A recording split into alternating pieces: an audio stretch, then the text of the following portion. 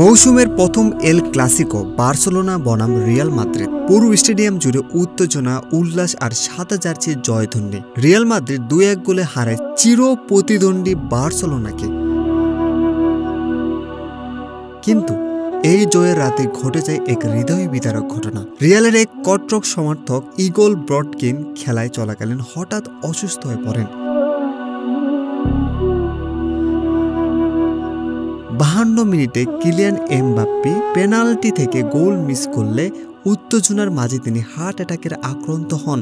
দ্রুত তাকে হাসপাতালে নেওয়া হয়, কিন্তু শেষ পর্যন্ত আর ফিরলেন না, চলে গেলেন না ফেরার দেশে।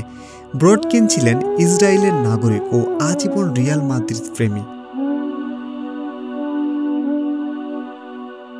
তার ছেলে বলেন, রিয়ালের প্রতি বাবার ভালোবাসা আমাদের পুরো পরিবারে ছড়িয়ে আছে। তার প্রতি সম্মান জানাতে আজ 5 নভেম্বর চ্যাম্পিয়ন্স লিগে লিভারপুলের বিপক্ষে ম্যাচের আগে 1 মিনিট নীরবতা পালনের পরিকল্পনা করছে রিয়াল সমর্থকরা। ফুটবলের প্রতি ভালোবাসা এখনো মরে না। ইগোর ব্রডকিনের আত্মা শান্তিতে থাকুক। আপনি যদি সত্যিকারের ফুটবল প্রেমী হন তবে নিচে কমেন্ট লিখুন রেসপেক্ট ফর ইগোর ব্রডকিন। আর এমন মানবিক গল্প পেতে সাবস্ক্রাইব করুন বিডিসি নিউজ এইচডি কে।